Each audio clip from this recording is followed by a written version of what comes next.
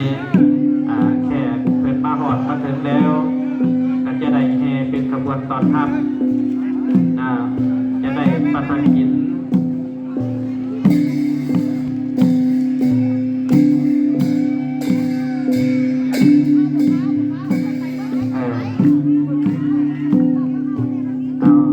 ตอนนี้ท่านนิพนธ์ครูบาอาจารย์เขาอย่างข้างหน้า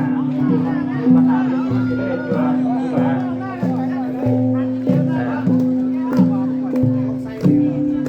เอาทั้งขบวนคนในครูบาอาจารย์คณะสงฆ์เขามายืนต่อถ่ายอยู่ข้างหน้าสถานที่เวทีเอานิมนต์ไว้นะครับหน่อย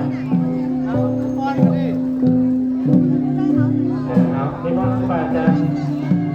บางอย่างอยู่ข้างหน้าเป็นอะไรมาเตายืนอยู่ตรงหน้าที่สถานที่กันหน่อยตอนนี้ขบวนเป็นมาหอดประเทศแล้วยังภาษาก็ได้ยังขบวนก่อนนั่งศิลปะก็ให้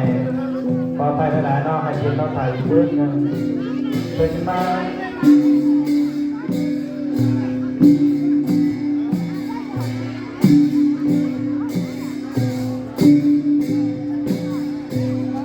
พวกเราเด้อเราต้องผ่าน